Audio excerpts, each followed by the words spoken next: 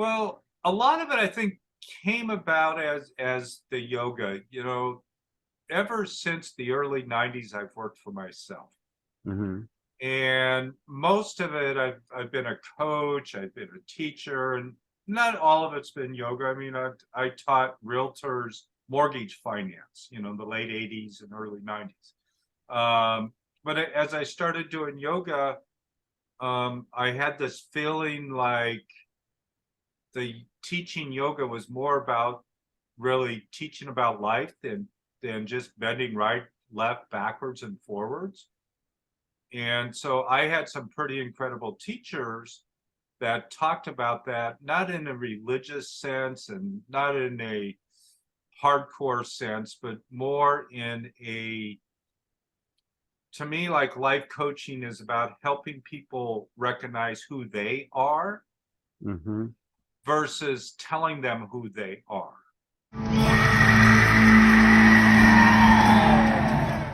Listen to the vibes. Welcome, everyone, to another episode of Listen to the Vibes. And I'm very privileged to have Mr. Michael Harris with me, and we are going to get to know him, get a little words of wisdom. And anyway, he is an author, he's a life coach, he helps people with podcasting. As he describes himself, the guy on the other side of Zoom. You're into yoga as well?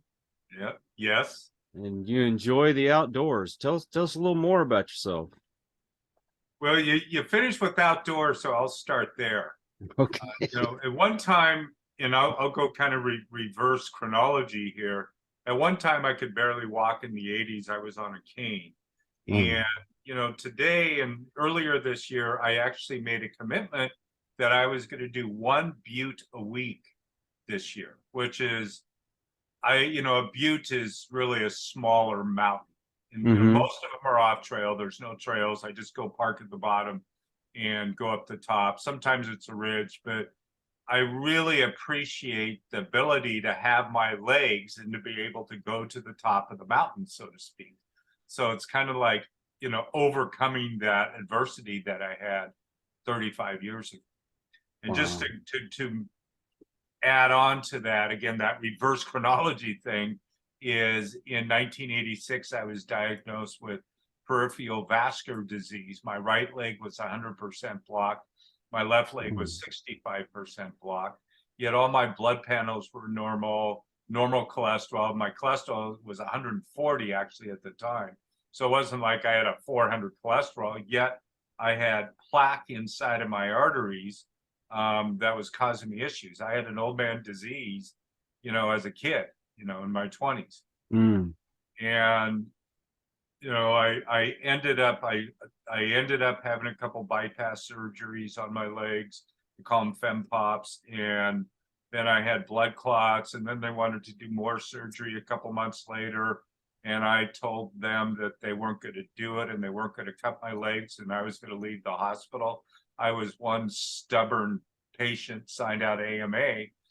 Well, the surgeons were telling me that I was going to be dead within 6 months. And I said, no, I'm not. I didn't know what I was going to do. I had no idea, Kyle, what I was going to do. And this is where the yoga started. Is I ended up in what was called Pritikin Longevity Center in 1987 in Santa Monica, California. And it was right on the boardwalk right there in Santa Monica. And the doctor down there, he said, when it hurts, get up and walk. I said, what do you mean? He says, well, you got to walk to get better. And I said, well, the doctors at OHSU said, don't walk if it hurts. He says, well, I'm telling you to walk. Just get up and walk. Start walking on the boardwalk. And literally at the time, I had a cane in one hand and I was using the wall on the other hand to move. That's how bad my condition was. But as soon as I went out there on that boardwalk, Kyle, there's a couple of things I noticed. One was it was a beautiful day and sunny. And the other thing is that there was a lot of women on rollerblades and in bikinis. And I thought, wow, this is a cool place. And I was not going to be the 97-pound weakling down on the beach, right? Getting sand kicked in his face. I was going to stand tall. So in to make a long story short, within 2 weeks, I was walking 2 miles without a cane. Wow. And it's just like, oh, just get up and walk. Just walk through the pain, get through that. Man, I've had something similar. I'm diabetic, and anyway, I had a heart attack when I was 36. Yeah. Pretty young. Anyway, I got to dieting and exercising, and I got myself better, but my diabetes had been bad for so long. I didn't realize that it caused a disease in my spine. And what it does is it starts to break down and deteriorate the bone. So in between each vertebrae, it looks like you're walking into a cave with stalactites and stalagmites. Yep. And some years went by, and I kept having all these different pains, like it affected my nerves and all that. And one evening, in fact, it was around Thanksgiving, I was sitting on the floor in front of my wife, and I just kind of stretched my arms out and leaned back, and all of a sudden my neck it hurt, and it shot this pain all the way down my arm. And I'm thinking I'm having another heart attack or something. So that's the way it felt. And went to the doctor, or went to the emergency room, and they did x-rays and everything else, and led to my first surgery. I had my neck looked like a politician. It was so crooked, and they had to go in and do the bone graft and all that, and then kept having pains up and down my spine, and it got to where I couldn't hardly walk, and I was using a cane. And then another surgery, they had to go in my lower back, and it's moving its way up. But I go from using a cane to having to use a wheelchair, that kind of thing. But I'm trying to take advantage in between surgeries of trying to walk as much as I can, but about 10 minutes, I'm in so much pain. I can't handle it. But keep pushing on, right? Yeah. Got to keep pushing on, even if it hurts. You got to keep pushing on. It hurts to sit. Yeah. So if it hurts to sit and it hurts to walk, you might as well walk a little bit, move a little bit. Yeah, might as well get the exercise, right? One of my there at the Pritikin Center is where I did my first yoga class. It was more like a gentle stretching class because nobody could do anything. Mm-hmm. And I ended up getting into yoga. And one of my teachers today, she's 94. And one of the things she says is you got to keep your body moving. What ages us is when our joints start to creak and we're not getting the synovial fluid, and she's still doing headstands every day at 94 years old. Wow.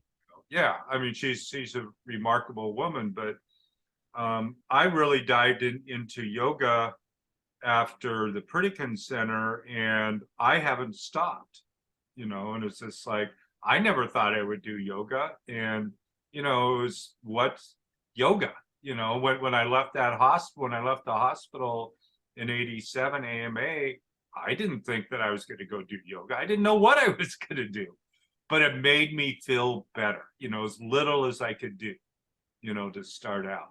Now I can do most anything. Wow. Yeah.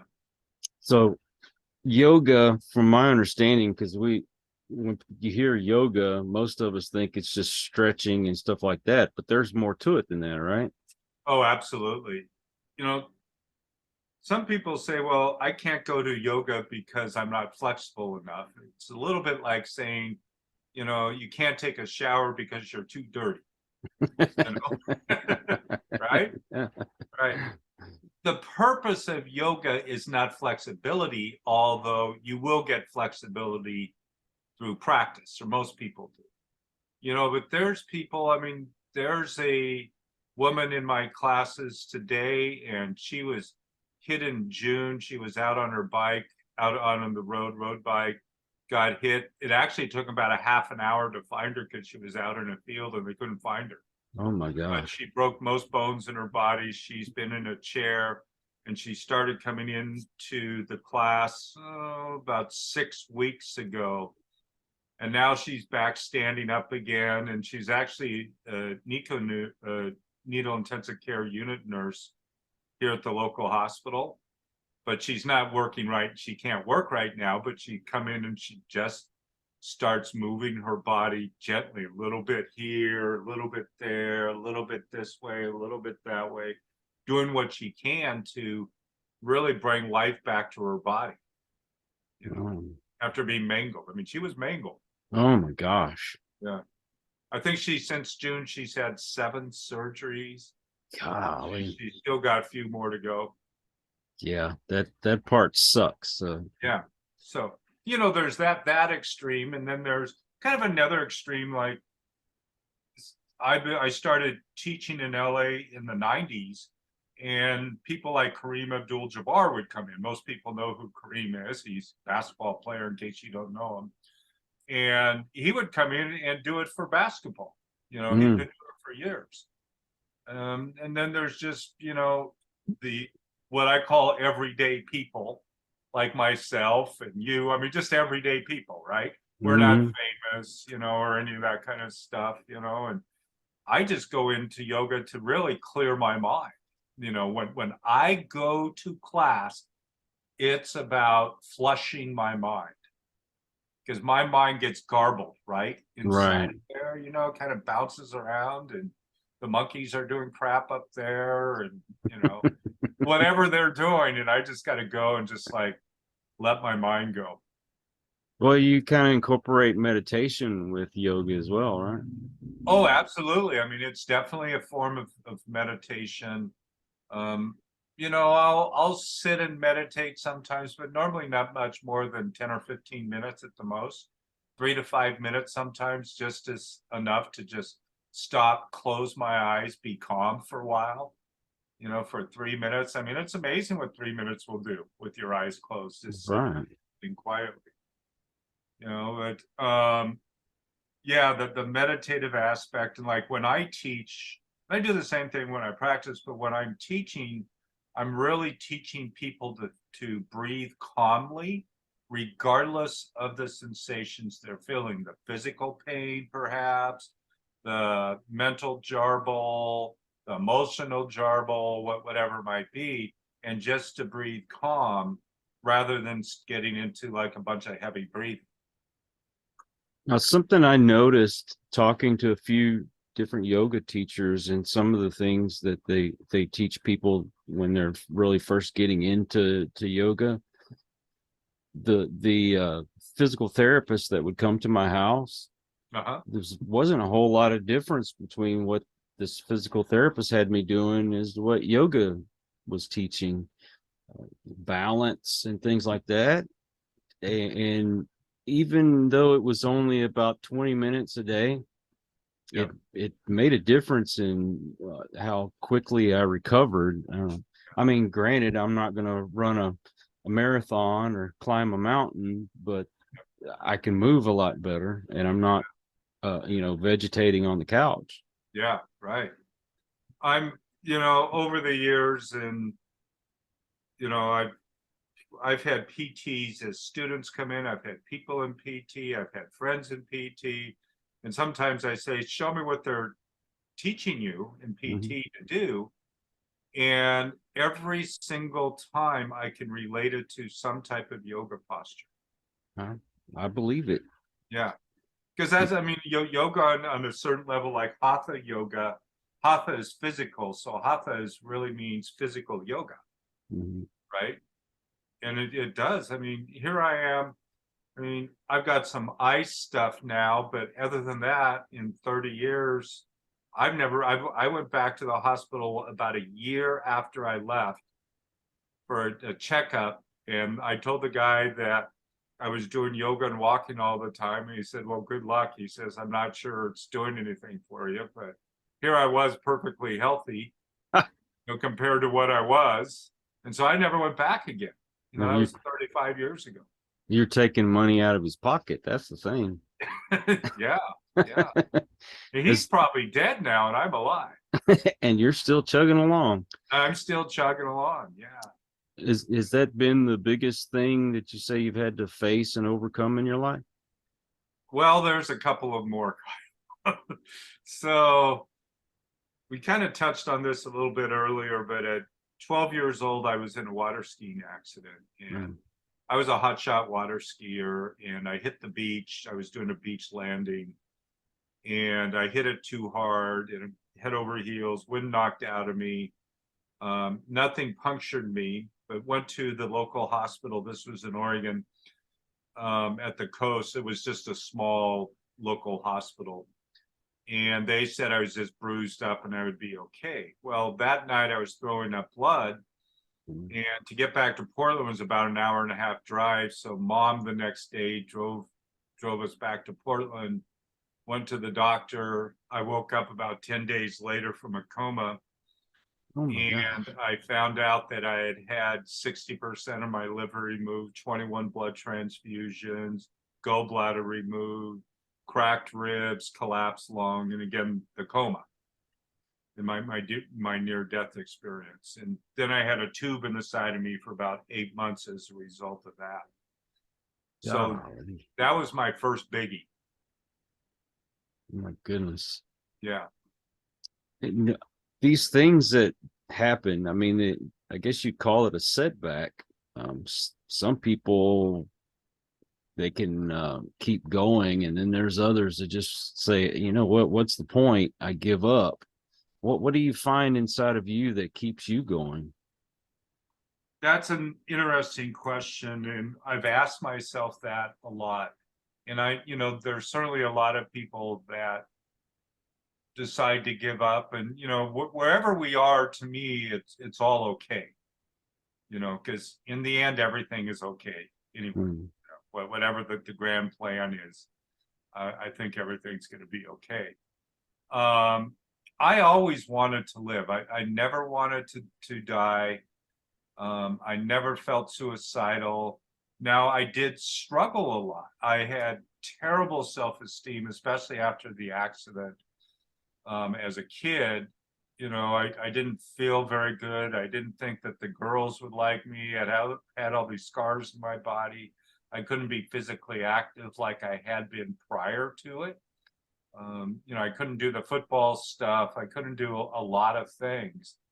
And I ended up starting to smoke pot and drink because it made me feel bigger than what I was. It like suppressed all that stuff. So by the time I was in high school, I was a pretty wild kid. There wasn't much holding me back.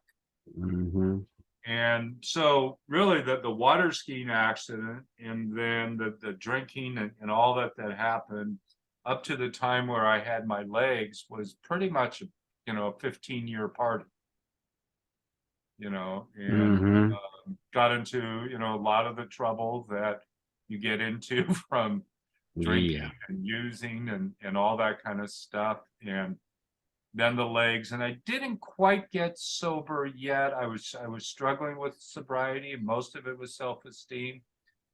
And then at 30, I'm 64 now, so at 30 was the last time that I had a drink or a cigarette or anything. It's just like it was all removed in one day. Wow. Yeah, I know for myself, I started drinking and smoking pot when I was about 12. Yeah. And it turned into quite a bit of drug habit. It's be quicker for me to tell you the stuff I didn't try. Yeah, I hear you. I think Coke was probably my biggest problem, which I know was a contributing factor to my heart attack. But my question is, you go through a lot of these physical setbacks, especially accidents. They try to push pain pills and things like that on you. Now, for me, I straight up told my doctor, I'm gonna be honest. If you put me on those pain pills, I'm a very addictive person and I will abuse them. Yeah. And I don't want to get into another habit. I just kicked all this stuff. I'm like you, I don't drink anymore.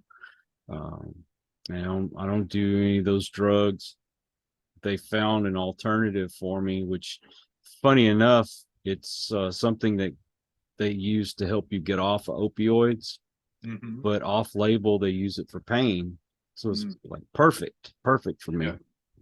Um, what was to keep you from getting into, another habit?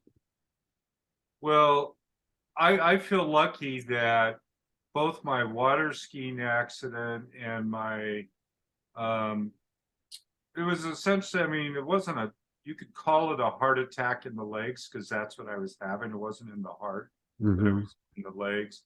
Neither one of them did I require, really massive pain stuff or pharmaceuticals at all. After my legs stuff, I did have a lot of back pain and I couldn't move much for a year or two. Um, some of it might have just been my mind. Some of it could have been structural stuff. I don't really know, but it doesn't matter now because I don't have it now. That's pretty incredible. Yeah. I Yeah. mean, I feel lucky. And I will tell you something, Kyle. When I had my water skiing accident, I had a near death experience and I left my body and I felt like I was in a area of spirit. And there was a guy there, my spirit guide, he's still around me all the time. I call him Fred. And I was standing there, I'm a 12-year-old kid. I was standing there holding Fred's hand. And he came to me, I'm convinced he came to me in a way that I would understand him. He had blue jeans and I happened to have a plaid shirt. He had a red plaid shirt on. And he was probably 6'4" or 6'5". He was a big guy, but very gentle, wow. very calming. And when I came back to my body, I didn't want to come back. I wanted to stay where I was. And I actually became quite resentful towards God that I came back. And the reason I wanted to mention this is because when I did end up, the last day I drank, I ended up in the hospital for a few days. And a friend of mine came to me and he said, "Are you ready?" And I knew exactly what he meant. And I flashed back to Fred and I knew I was ready. And at that moment, I felt like this swooshing feeling inside of me. And like I said, everything was removed.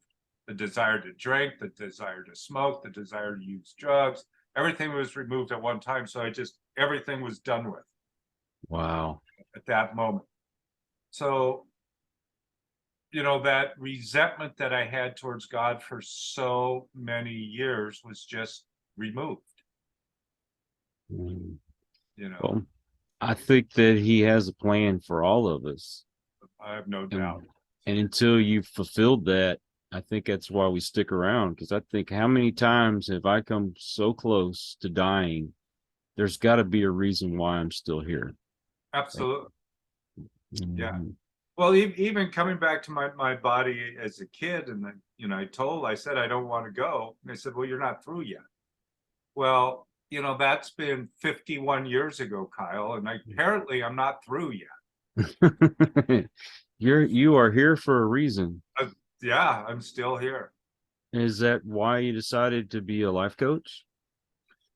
Well, a lot of it, I think, came about as the yoga. Ever since the early 90s, I've worked for myself. Hmm. And most of it, I've been a coach, I've been a teacher, and not all of it's been yoga. I mean, I taught realtors mortgage finance, the late 80s and early 90s. But as I started doing yoga, I had this feeling like the teaching yoga was more about really teaching about life than just bending right, left, backwards, and forwards. And so I had some pretty incredible teachers that talked about that, not in a religious sense and not in a hardcore sense, but more in to me, like life coaching is about helping people recognize who they are Hmm. versus telling them who they are. right? Mm-hmm. So I don't believe in telling anybody who they are. I believe in helping people find who they are. Well, you think about a psychiatrist or a therapist, they just help you to get the answers out that you already have inside of you. You just, for some reason, you're not thinking of those, and they know how to pull that out of you. Yeah. So I'm assuming that's kind of what life coaches do. Yeah, I wouldn't call myself a psychiatrist. It's a doctor that I knew years ago. Part of his practice was removing diagnoses that other doctors had put on people, Hmm. patients. And he believed that everything was overdiagnosed. And, there's financial reasons that they do that.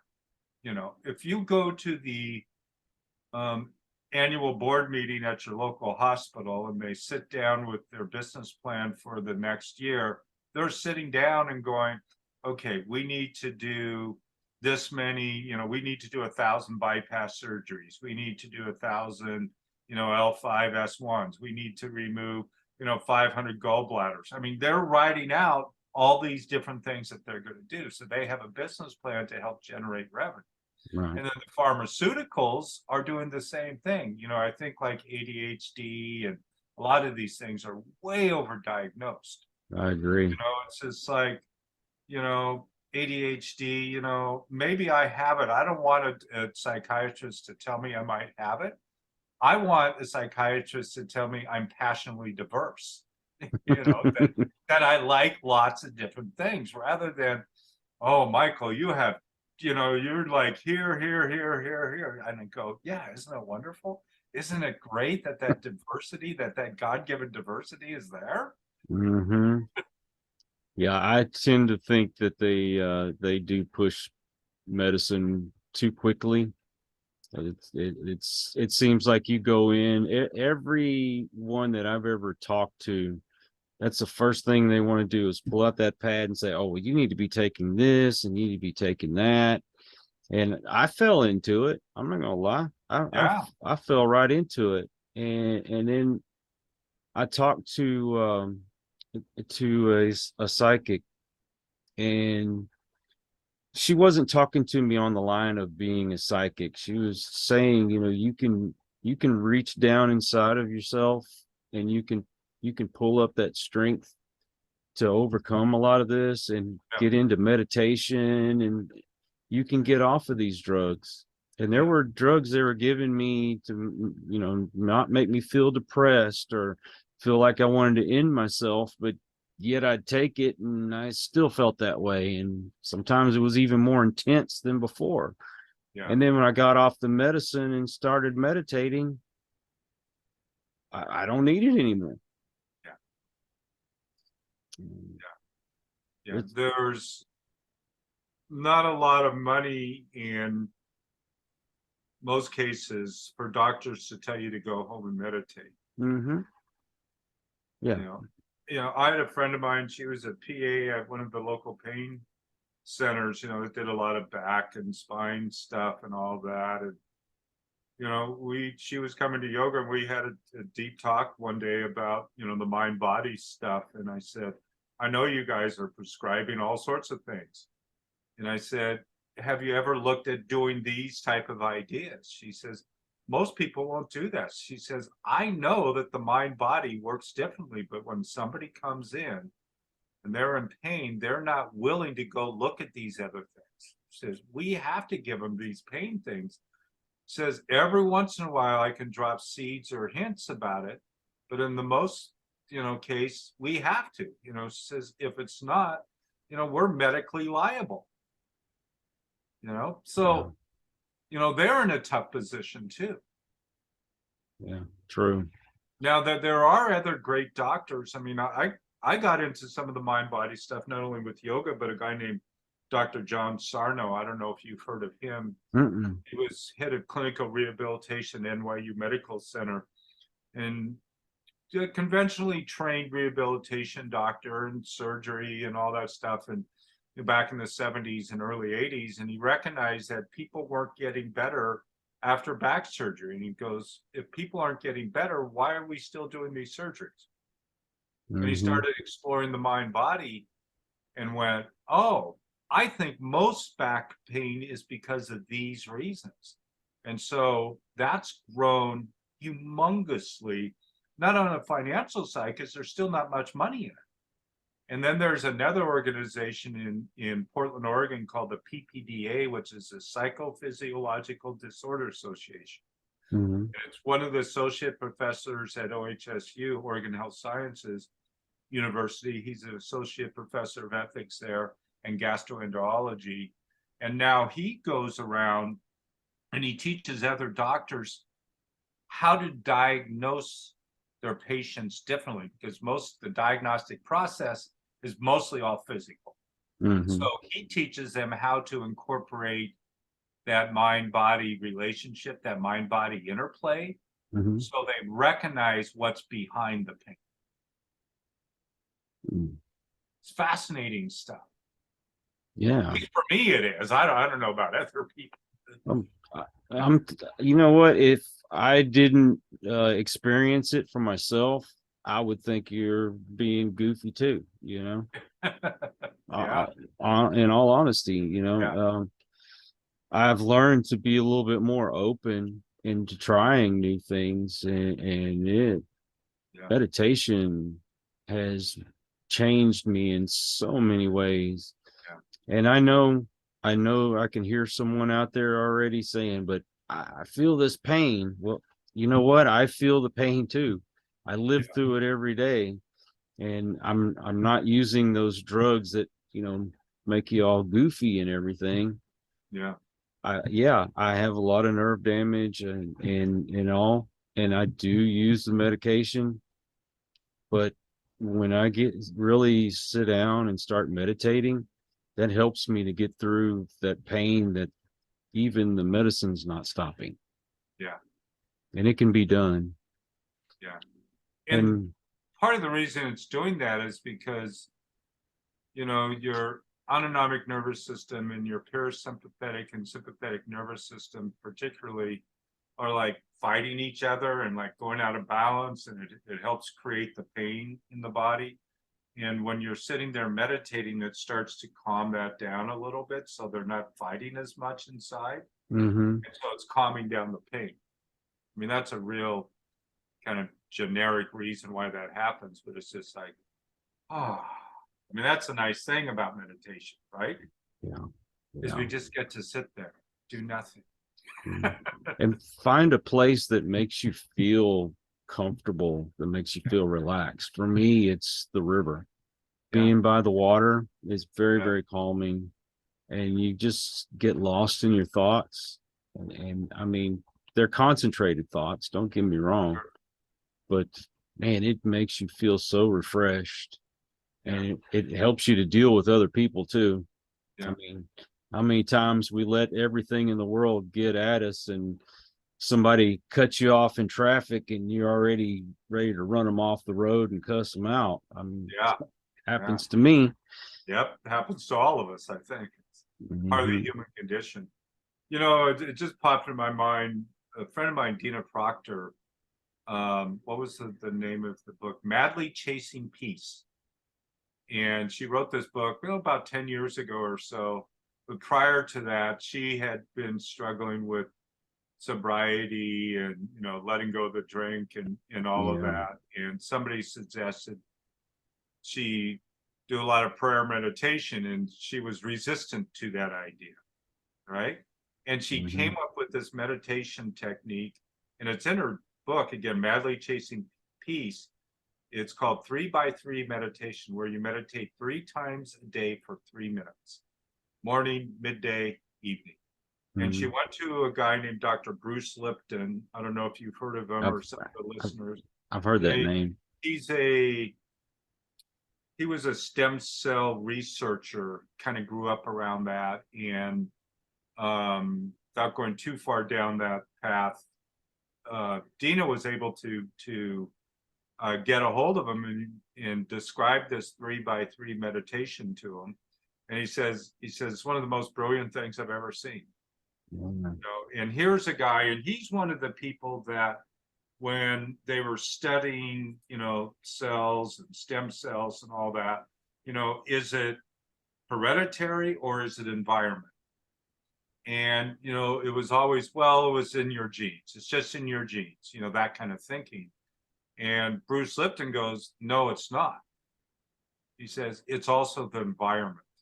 He says, what's the environment your cells are living in?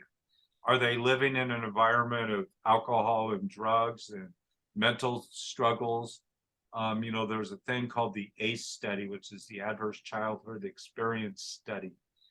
And the ACE study came up with all sorts of different factors about why people develop disease and back pain in their life. And most of it stems from childhood trauma. Mm-hmm.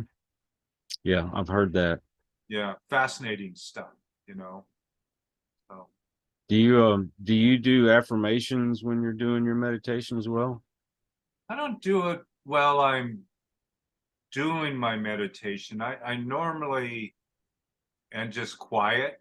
You know, some people like music, some people like affirmations. Not that I haven't done it, but normally I just sit there and I set my timer for 3 minutes or 10 minutes or 12 minutes on my phone. And I just sit there with my eyes closed. Now, I mean, I live by a river, so I walk by the river all the time too. And that's like a walking meditation, Mm-hmm. right? I mean, I'm not actively thinking, okay, I'm meditating, but it's calming the mind being near the water. Very. Now, you're an author as well. Tell me about your book. Well, I've got a couple different books. One of them, Falling Down, Getting Up. Exactly what it sounds like. First part of the book is, you know, all the falls, everything that happened, most everything that happened. And then the last half of the book is what I did to get past that, and maybe some ideas what other people could do as well. Again, I'm a huge believer that we're finding our own paths. And, you know, I was one of those people that, you know, I'd get first kind of like a little nudge from God, you know, and then it would be a 2x4, then it would be a Mack truck. You know, it takes a while to hear what's being told, but finally I did. And everybody goes through their own process, right? Mm-hmm. So, but that's what that book is about. And then I co-authored another book called Expert Success Solutions. And then the most recent one I did with company, you know, PodMatch, with the owners of that. And we wrote a book on podcasting and guest mastery, how to be a guest on podcast. So that book came out in October, and we ran it up to #1 in podcasting, marketing, and entrepreneurship. So all the books were #1 in different categories. But Yeah, I have to plug PodMatch. That has been a blessing in my life. And like I first got on it, I really wasn't too sure about it, but I said, what the heck, I'm gonna give it a try. And I paid my $6, and you know, I got some pretty good guests, and then all of a sudden I got more and more and more. 3 months later, after what I spent $18 altogether as my membership, I made $120, and all I did was do these interviews. yeah, And then after it started over again, I've already made over $60. yeah, And it's something that I was already doing. yeah. But now I have a tool to find people like you to come on the show. Isn't it great? And Alex and his wife have done a really great job with PodMatch, and it's continuing to grow. You know, Yeah, they sent me a book in the mail the other day. I was the host mastery or the guest mastery? I have to look. Because there's two books. There's guest mastery and then there's host mastery. I think I got host mastery. Yeah. And I haven't. I mean, I have so many books that I need to read. I haven't got to it yet. But yeah. He sent me a card in the mail too, and he wrote out a little note on there thanking me for being a part of it, and you need to tell Alex that I need to get paid for these little plugs here. Yeah. Oh, I'll tell him you're plugging next time I talk to him. There you go. There 'Cause you I go. do talk to him once in a while. Yeah. Well, Yeah. if you're into doing podcasts, whether a guest or as a host, PodMatch this is one site I can say that is very beneficial, and you get paid if you get enough interviews. I mean, it didn't take long for me to get $120 built up. And Yeah. Well, if it costs you $18 and you get, I mean, I'd do that all day long. exactly. I Yeah. mean, that's 3 months membership, Yeah. $18. Yeah. And I get better off of this than I do the free one that I'm on. And I'm not Yeah. going to mention them. So Well, sometimes when things are paid, there's more energy put into it. I think so too. Yeah. And you And, get you know, serious guests too. No, not only if you want to be a guest or a host, but the quality of the people that are on PodMatch, both as guests and hosts, is really high. Mm-hmm. Really I high. agree. And so you're going to get good shows, and there's all sorts of topics. I mean, every topic you can imagine is on there. That's right. So yeah, absolutely. There's another book. I want to mention another book. This isn't a very good segue, but it's called The Great Pain Deception, and it's a guy named Stephen Asanich, and it's all about, I mean, his wife ended up in a chair, and all the back surgeries and all the different surgeries that he had, and the realizations that he had about all of those surgeries. Mm-hmm. And he ended up going to the guy I mentioned to you, Dr. John Sarno. And Dr. John Sarno, the late Dr. John Sarno, helped him turn everything around. Wow. Yeah, amazing book, The Great Pain Deception. I love plugging other people. Dina's book, Madly Chasing Peace, and then Stephen's book, The Great Pain Deception. My books. I'm a huge fan of books. Well, if it's going to benefit other people, Yeah. I don't mind plugging Yeah. things like that. And well, we were just talking about PodMatch. You and another guest that I had, y'all help people with their podcasts. Tyler, yeah, you've Tyler, got yeah. Tyler Foley on there, Mhm. and Tyler's great. He grew up in the entertainment industry, on Yeah. stage in movies, and Freddy versus Jason, and I mean, he did a Hallmark movie earlier this year. All sorts of miscellaneous stuff he's done over the years, and so he got really good through some of the entertainment industry processes that they use to put shows out. So he got pretty good at that. I went through some storytelling at Marahurst University now, and learned some storytelling techniques, and really how to apply that, whether it's something about yourself personally or storytelling techniques about your iPhone, whatever it might be. And so we both love doing that, and we love helping other people. I can't remember. I think you had Andrea on your show Yeah, too. Perut. Yeah. Mhm. So she was one of our clients as well, and we ran her up to #1 on PodMatch in about 45 days. Wow. So we like doing that. We like to, help people, and she's got a great story, herself, and Yeah.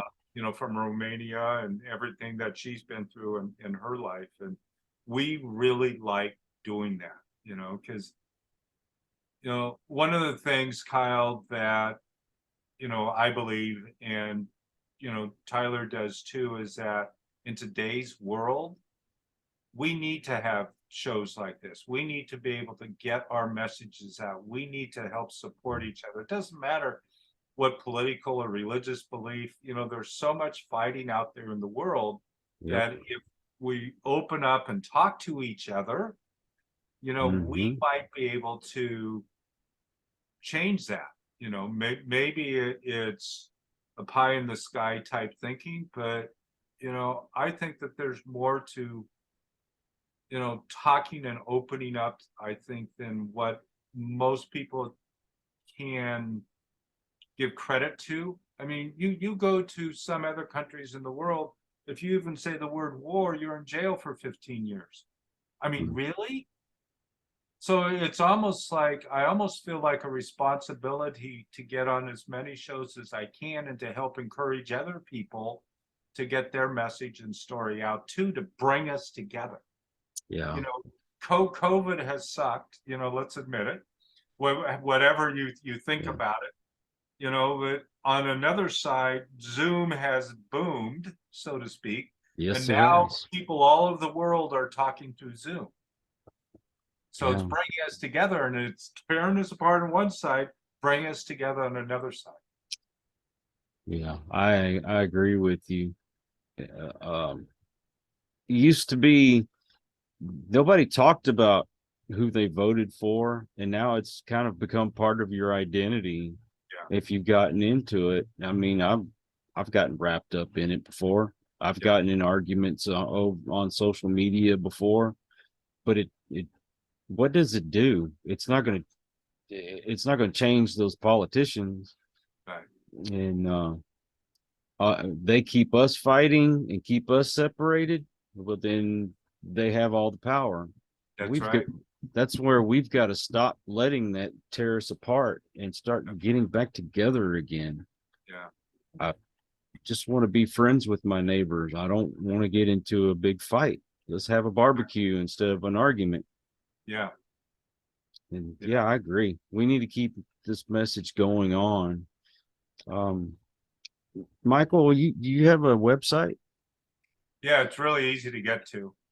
It's my name with a B in the middle. Michael B, as in book, michaelbharris.com.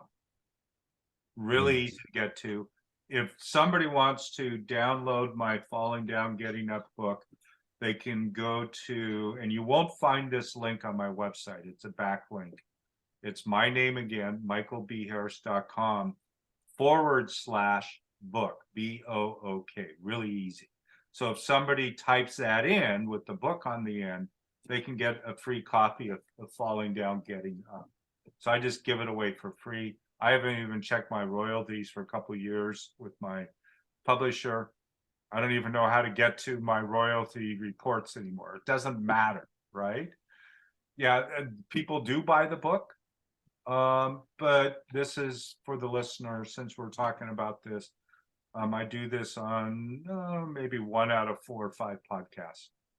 Just kind of depends on the show. But nice, so thank you. that's it. And any other social media you can all find through the website.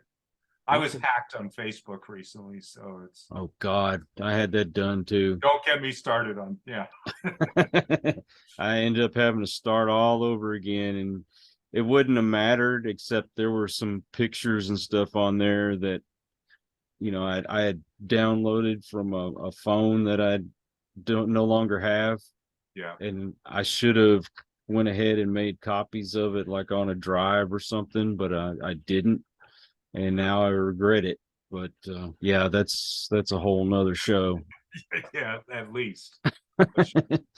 Well, we could use social media as a good tool if we all decided to do that. And unfortunately, not everybody wants to do that. It's true. Yeah. But Michael, thank you so much for coming on the show, man. I really appreciate it.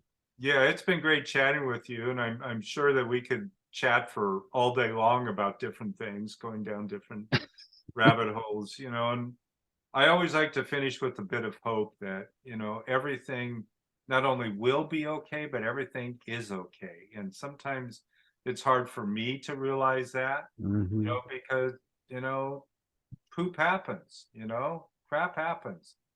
But, yeah, we can still get through it. Doesn't matter, you know, things that I used to think were so terrible were the best things that ever happened to me. You know, Mhm. my drinking, which used to, I think was so terrible, now it's the best thing that ever happened to me. My leg surgeries used to be the worst thing that ever happened. Now it's the best thing that ever happened. Right. Yeah. And so it's like, you know, let's be friends and support each other and, you know, all of that. And like you said, go to barbecue without fighting our neighbors. That's right. Yeah. You know, when somebody goes to work out and they're pumping that iron and they're tearing those muscles as Yep. they're doing it, but then they repair themselves and they get bigger and stronger. Whenever these things happen to us in life, it's kind of the same thing. It might tear you there at that moment, but yeah, there's going to be a scar, but it can make you stronger. Yeah. We need to keep that in mind, and that's why I do this show.